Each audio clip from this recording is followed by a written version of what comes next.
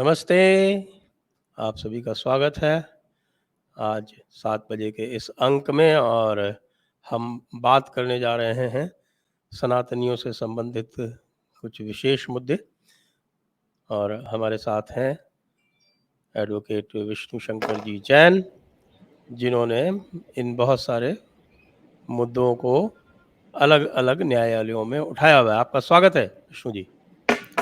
धन्यवाद, धन्यवाद। तो सबसे पहले मैं आपसे जानना चाहूँगा कि इस समय जो विवाद चल रहा है काशी में कि कोर्ट ऑर्डर को मानने से मस्जिद कमेटी, ज्ञानवापी मस्जिद कमेटी मना कर रही है। यह क्या विवाद है? क्योंकि इसके भी अलग-अलग विवरण आ रहे हैं। जी, पहले तो मैं जयपुर डायलॉग्स का और आपका बहुत-बहुत शुक्रिया अदा करना चाहूँगा कि आपने मुझे ये अवसर दिया कि इस बहुत ही महत्वपूर्ण विषय पे आके यहाँ पे अपनी बात रखूँ और सारे तथ्यों को क्लैरिफ़ाई करूँ। क्योंकि होता ये है कि जब मीडिया चैनल पे हम लोग जाते हैं, तो वहाँ समय का इतना अभाव होता है और शोर इतना ज़्यादा होता है कि वहाँ कोई सही बात रख नहीं पाता है।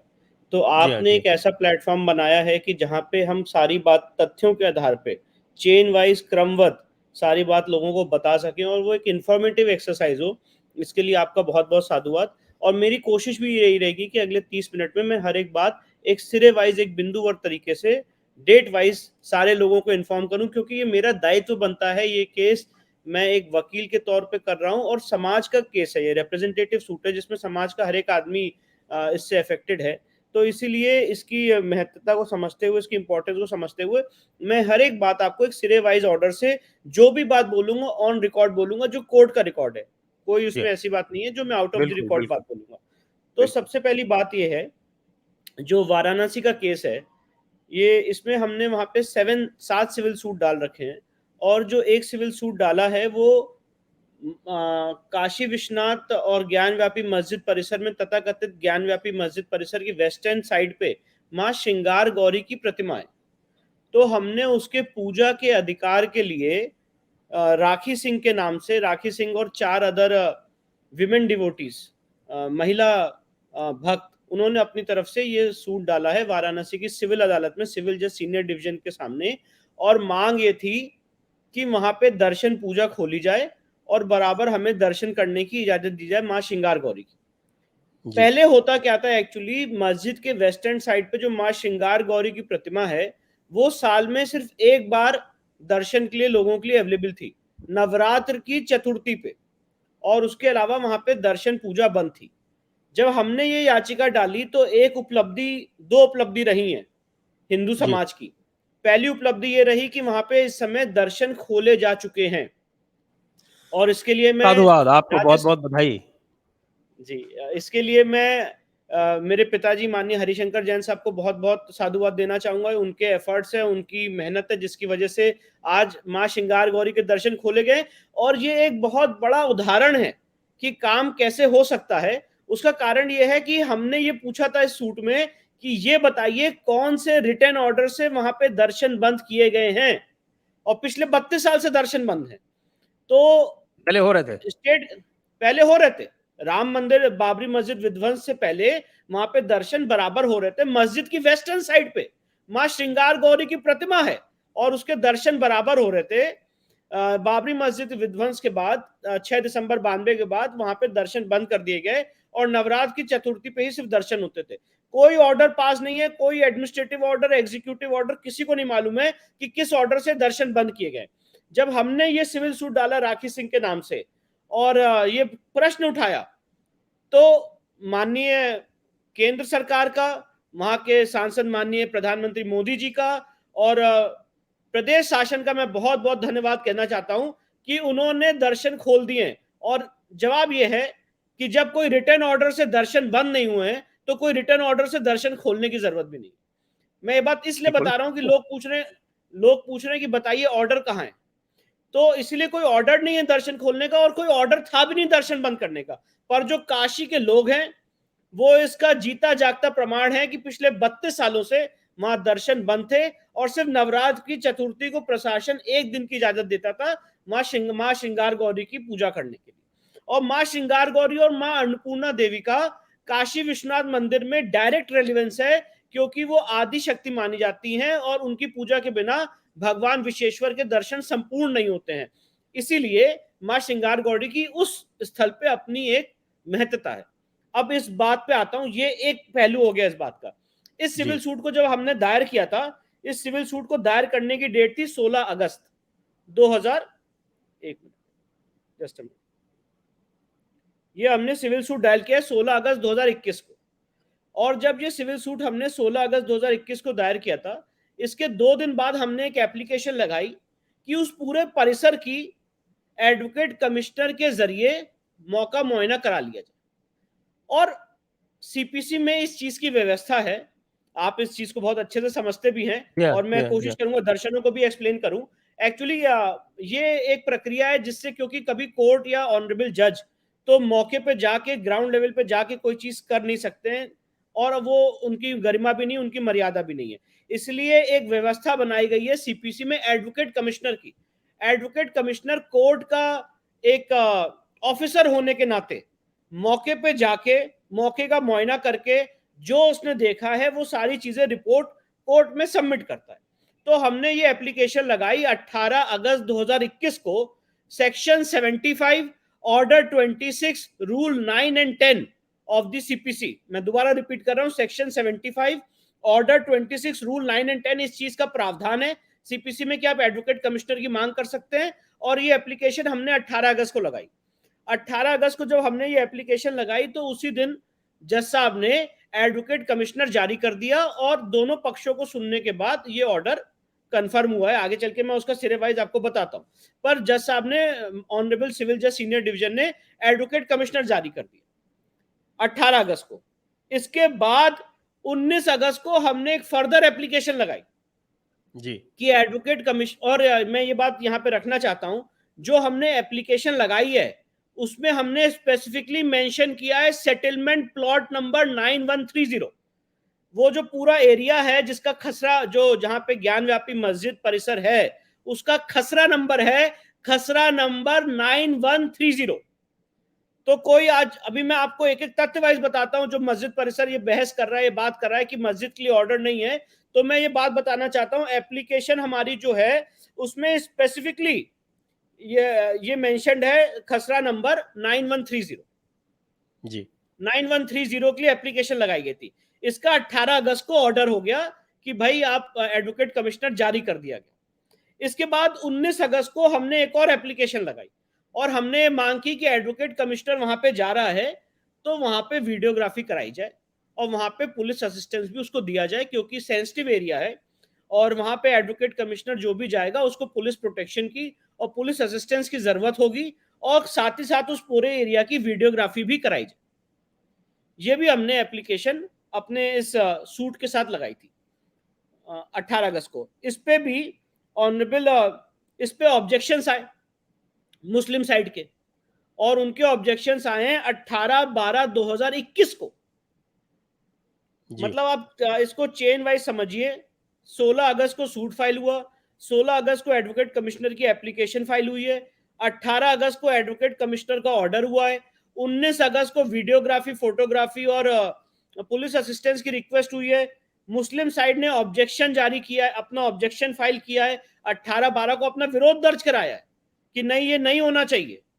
और ये वो उनका जो विरोध है मैं वो भी यहाँ पे पढ़ के सुना सकता हूँ अगर आपको लगे उचित है तो। अगर नहीं लगेगा उचित है तो मैं आगे भी बढ़ सकता हूँ।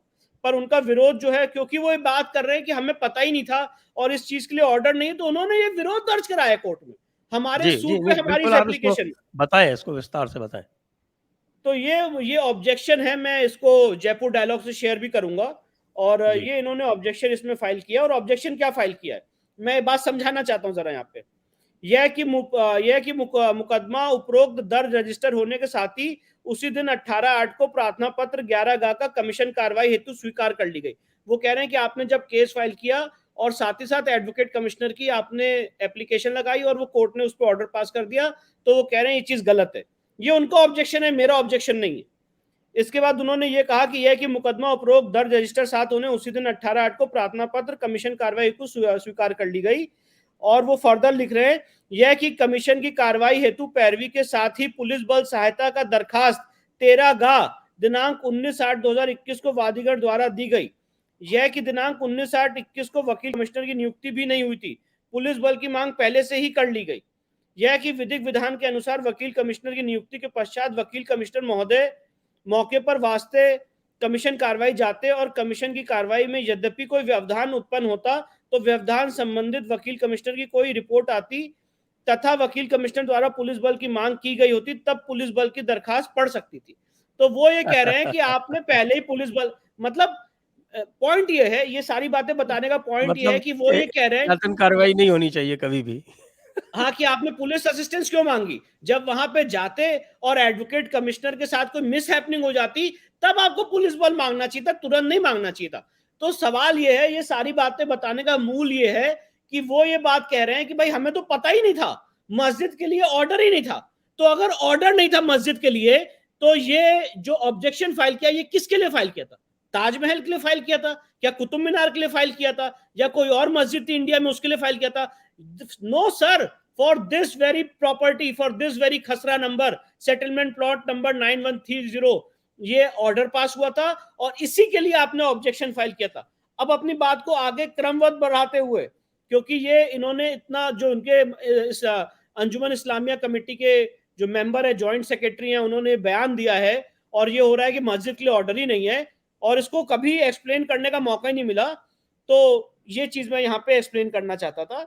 इसके बाद उन्होंने ये ऑब्जेक्शन फाइल किया और इस ऑब्जेक्शन में मांग की कि जो एडवोकेट कमिश्नर का ऑर्डर है उसको रिकॉल किया जाए और वीडियोग्राफी का ऑर्डर रिकॉल किया जाए। 18/12 की उनकी ये एप्लीकेशन है। इसके बाद उन्होंने एक और फर्दर ऑब्जेक्शन दर्ज कराया कि ये जो सूट है ये प्लेसेस ऑफ वर्शिप एक्ट से बार्ड है और इसीलिए आप ये पहले आप पहले हमारा जो एप्लीकेशन है ऑर्डर 7 रूल 11 में रिजेक्शन ऑफ प्लेंट, उसको सुनिए, उसके बाद आप एडवोकेट कमिश्नर जारी कर सकते हैं। ये सारे उन्होंने क्या कहते हैं ऑब्जेक्शंस दिए।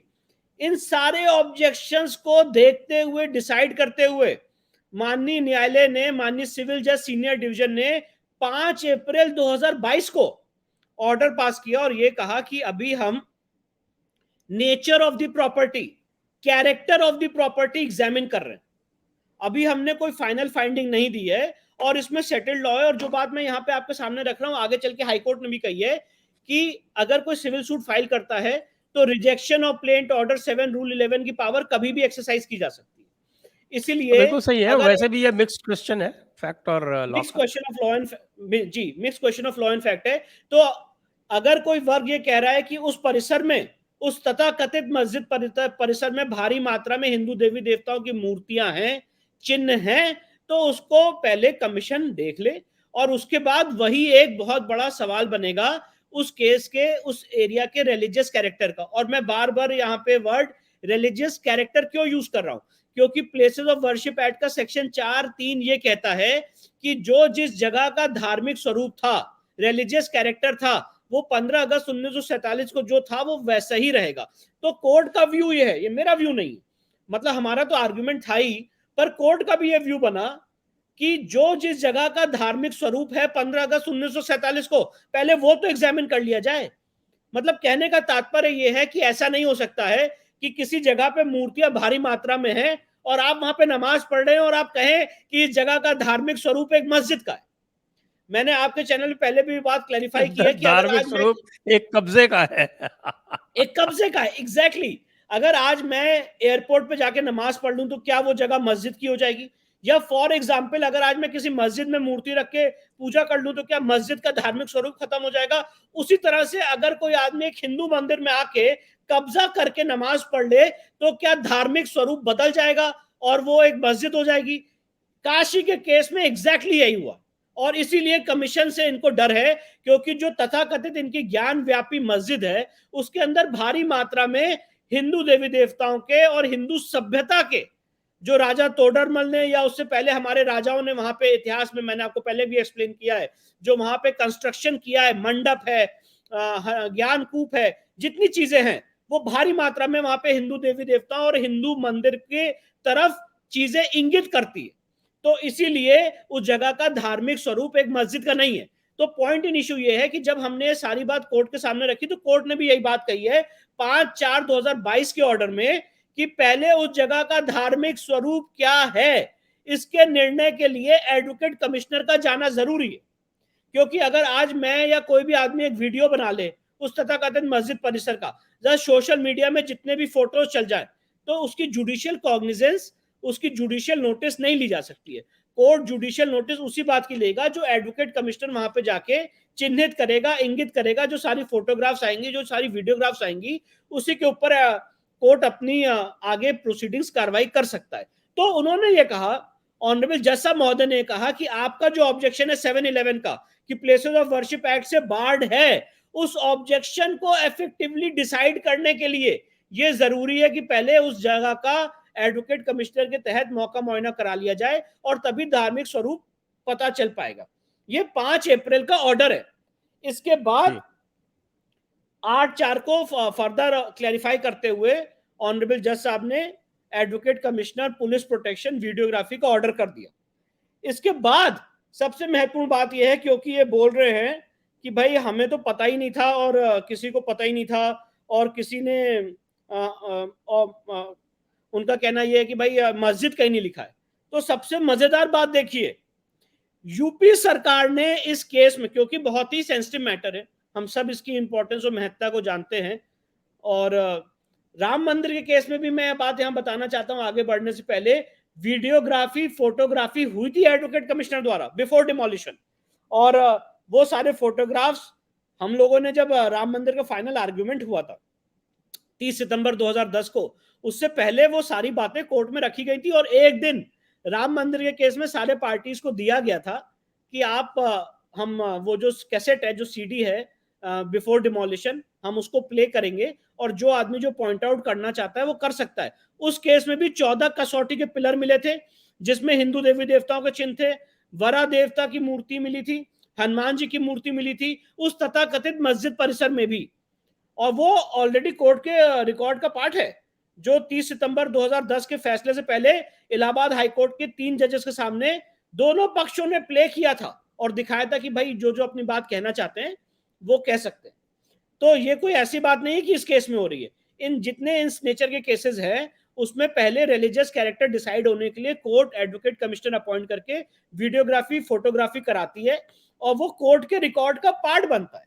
तो कोर्ट के रिकॉर्ड के पार्ट बनाने के लिए एक्सरसाइज थी। अब मैं आगे अपनी बात को रखते हुए, यूपी सरकार ने इस केस में, मैंने आपको क्रमबद्ध बता दिया, 16 अगस्त को केस फाइल हुआ है, 18 अगस्त को एडवोकेट कमिश्नर का ऑर्डर हुआ है, 19 अगस्त को वीडियोग्राफी फोटोग्राफी का ऑर्डर हुआ है, 31 अगस्त को इनका ऑब्जेक्शन आया है, आई एम सॉरी 18/12 को इनका ऑब्जेक्शन आया है, 5/4 को उनका ऑब्जेक्शन का निस्तारण किया गया है, 8/4 को दोबारा बोला गया है कि एडवोकेट कमिश्नर जाएगा, 18/4 को यूपी सरकार का एक क्लैरिफिकेशन मांगा गया कि भाई मस्जिद के अंदर जाना है, कैसे जाना है, और वो क्लैरिफिकेशन क्या है वो भी मैं पढ़ के सुनाना चाहता हूं, क्योंकि वो लोग ये बात कह रहे हैं कि मस्जिद का ऑर्डर नहीं था।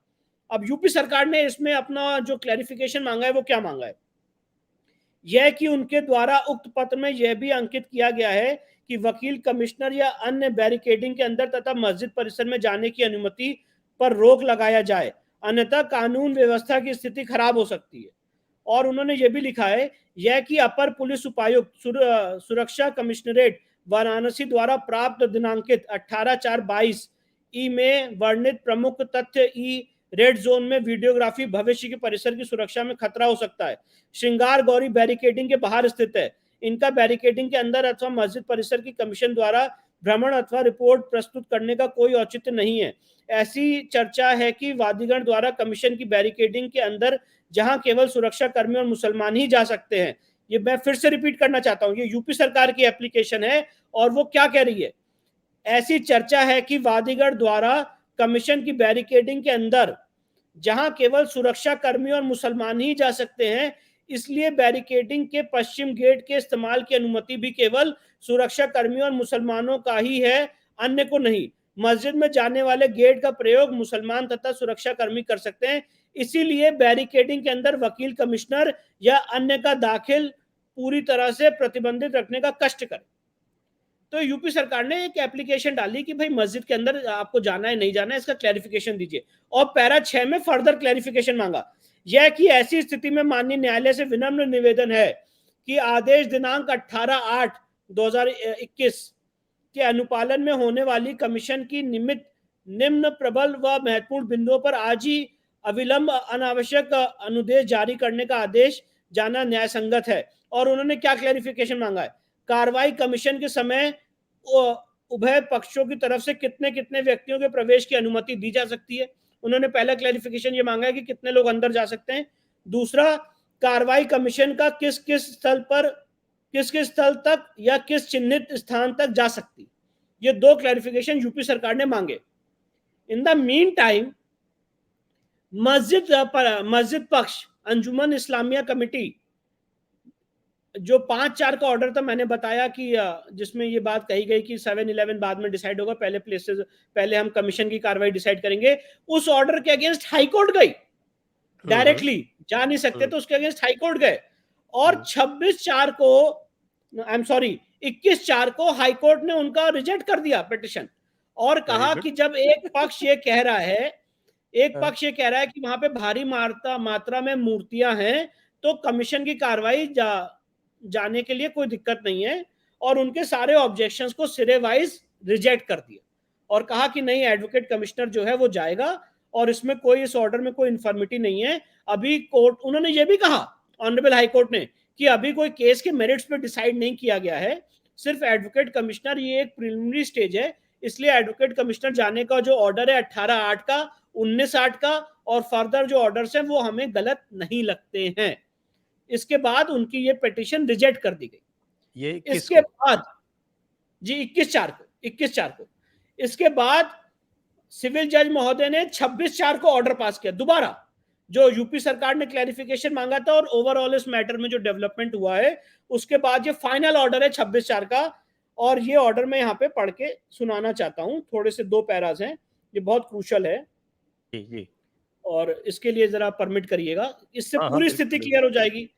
तो यहाँ पे इन्होंने पहले ये लिखा है कि वादीगण द्वारा आपत्ति 47 गा प्रस्तुत कर कहा गया कि माननीय न्यायालय के आदेश के अनुपालन में कमीशन कार्रवाई दिनांक 19/4/22 को होना सुनिश्चित हुआ था। इसकी जानकारी होने के बाद प्रतिवादीगण द्वारा आपत्ति एक दिन पूर्व दिनांक 18/4 को कंडोलेंस के दिन लगभग 3 बजे प्रत्यावली में दिया गया, जो कि मात्र कमीशन की कार्रवाई को टालने की मंशा से दिया गया है। प्रतिवादीगण द्वारा रेड जोन में वीडियोग्राफी से भविष्य में परिसर की सुरक्षा में खतरा हो सकता है। किस प्रकार का खतरा हो सकता है यह नहीं बताया गया। श्रृंगार गौरी कहां स्थित है, बिना कमीशन की कार्रवाई किसे बता दिया गया है। वकील कमिश्नर जाने की अनुमति पर रोक लगाए जाने से कानून व्यवस्था की स्थिति खराब होने जैसी बात लिखकर न्यायालय और न्याय को भी स्पष्ट न्याय करने से रोकने जैसा असहयोग जैसी धमकी है। जबकि किसी भी मुकदमे में कमीशन प्रार्थना पत्र में अंकित होता है कि वादी और प्रतिवादी जिन जिन बिंदुओं को दिखावे, अधिवक्ता कमिश्नर उसे भी अपनी रिपोर्ट में उल्लिखित करे। मतलब कोर्ट यहाँ पे कह रही है कि जब कमीशन जाएगा तो स्पेसिफिक ऑर्डर नहीं हो सकता कि कमीशन कहां जाएगा, क्योंकि कमीशन, एडवोकेट कमिश्नर साथ हमारे वकील भी जाएंगे, उनके वकील भी जाएंगे, और जो जहां जहां उस पूरे खसरा नंबर 9130 में अंकित करेगा, जो जो बात बताएगा, वो सारी बातें एडवोकेट कमिश्नर अपनी रिपोर्ट में लिखेगा। ये जनरली ट्रेंड है, ये जनरली सीपीसी में व्यवस्था है। इसके आगे दिनांक 18/8/22 को लगातार 5-6 दिन के प्रयास के बाद जिलाधिकारी वाराणसी को इस आशय से पत्र दिया कि दौरान मुकदमा संबंधित भूमि भरा खुलवाने के संबंध में उस पर अभी तक कोई लिखित आदेश नहीं दिया गया है। वादीगढ़ द्वारा कुल 23 लोगों को कमीशन कार्रवाई के बाबत साथ ले जाने की मांग की गई है, अतः में प्रार्थना पत्र को निरस्त करने की याचना की गई है। अब कोर्ट क्या कह रही है? कोर्ट ने सबके ऑब्जेक्शंस लिख के अब कोर्ट अपना कंक्लूजन लिख रही है। मेरे द्वारा संपूर्ण पत्रावली का परिलीक्षण किया गया। प्रतिवादीगण द्वारा प्रस्तुत प्रार्थना पत्र को देखने से यह स्पष्ट है कि प्रतिवादीगण द्वारा इस बात पर आपत्ति नहीं की गई है कि कमीशन की कार्रवाई ना हो, वरन उसके द्वारा मुख्य 2 बिंदु उठाए गए हैं। क्योंकि वो ऑलरेडी हाईकोर्ट से हार चुके थे, तो वो कोर्ट ने कहा कि आपने ये नहीं कहा कि कमीशन ना हो, आप कोई और ऑब्जेक्शन उठा रहे हैं। और आपके 2 बिंदु क्या हैं? कितने कितने व्यक्ति के प्रवेश की अनुमति दी जाए और कमीशन कार्रवाई के दौरान मौके का स्थल क्या हो। कमीशन के स्थल के बाबत वादीगढ़ द्वारा प्रस्तुत प्रार्थना पत्र 11 गा में स्पष्ट वर्णन किया गया है कि किन किन चीजों का कमीशन होगा। जहां तक प्रतिवादीगण का यह प्रश्न है कि बैरिकेडिंग के अंदर मस्जिद में जाने वाले गेट का उपयोग मुसलमान व सुरक्षा कर्मी ही कर सकते हैं, सत्य प्रतीत नहीं होता है, क्योंकि दौरान बहस अंजुमन इस्लामिया मस्जिद के विद्वान अधिवक्ता द्वारा कहा गया है कि मस्जिद के अंदर किसी भी धर्म का व्यक्ति प्रवेश कर सकता है। किसी भी व्यक्ति को और इस ये तो जगह-जगह कहते रहते हैं, ये जगह-जगह मस्जिदों पे दिखाने के लिए, और कि मस्जिद के अंदर घुसने कोई भी आदमी जा सकता है। अपनी खुद की महिलाओं को भी घुसने नहीं देते। और नहीं, टीवी चैनल्स के सामने आके कह रहे हैं कि मस्जिद हुँ, का ऑर्डर नहीं है। टीवी चैनल्स के सामने आके कह रहे हैं मस्जिद का ऑर्डर नहीं है, जबकि इनका वकील कोर्ट में कह रहा है, कोर्ट ने उनके वकील का स्टेटमेंट रिकॉर्ड किया है कि आपको कमीशन की कार्रवाई से कोई विरोध नहीं है और मस्जिद के अंदर किसी भी धर्म का आदमी जा सकता है। तो ये ऑब्जेक्शन करना कि सिर्फ मुस्लिम समाज के लोग जा सकते हैं, गलत है। आगे देखिए सर, किसी भी व्यक्ति विद्वान के मस्जिद के अंदर किसी भी व्यक्ति को इस कारण से मस्जिद में जाने से इनकार नहीं किया जा सकता कि वह मुस्लिम धर्म का नहीं है। जहां तक उभय पक्ष की तरफ से कितने कितने व्यक्ति जाएंगे, इस संबंध में यह उचित होगा कि उभय पक्ष के साथ साथ उनके अधिवक्तागण तथा अधिवक्तागण अपने साथ साथ एक एक सहयोगी रख सकेंगे और अधिवक्ता कमिश्नर तथा कमीशन की कार्य में सहयोग करने वाले व्यक्ति ही मात्र आ जा सकेंगे। उपरोक्त वर्णित विवेचन की दृष्टिगत तथा अनुसार प्रार्थना पत्र 42 गा इस आशय के साथ निस्तारित किया जाता है कि न्यायालय के पूर्वोत्तर आदेश के अनुक्रम में यह आदेश माना जाएगा। मतलब कोर्ट ने कहा कि पहले के जो ऑर्डर्स हैं उसी के क्रम में ये ऑर्डर क्लैरिफिकेशन ऑर्डर माना जाएगा। न्यायालय के पूर्वोत्तर आदेश के अनुक्रम में वकील कमिश्नर श्री अजय कुमार मिश्रा को नियम अनुसार रिट परवाना जारी है। वकील कमिश्नर उभय पक्ष की उपस्थिति में प्रार्थना पत्र 11 गा में वर्णित तथ्यों के प्रकाश में नियत तिथि तथा अपनी रिपोर्ट प्रस्तुत करेगा। मतलब जो हमने सूट फाइल किया ये कहते हुए कि वो पूरा परिसर मंदिर का है, तो उसको क्लैरिफाई करते हुए एडवोकेट कमिश्नर अपनी रिपोर्ट प्रस्तुत करेगा। वाद पैरवी रिट परवाना जारी हो, कमीशन कार्रवाई के दौरान पक्षकार तथा उनका अधिवक्तागण एक अधिवक्तागण अपने साथ एक सहयोगी के रूप में तथा एडवोकेट कमिश्नर व कमीशन कार्रवाई करने वाले लोग प्रवेश कर सकेंगे, किंतु यह कमीशन कार्रवाई ईद उल फितर त्यौहार के दृष्टिगत दिनांक 3/5 के बाद ही निष्पादित की जाएगी। पत्रावली वास्तविक कमीशन रिपोर्ट की सुनवाई हेतु 10/5 को पेश हो। तो उन्होंने कहा कि अब 10/5 को कमीशन अपनी रिपोर्ट सौंपे और कमीशन जो एडवोकेट कमिश्नर है उसका नोटिस आ चुका है कि वो कमीशन की कार्रवाई 6 और 7 मई को करेगा।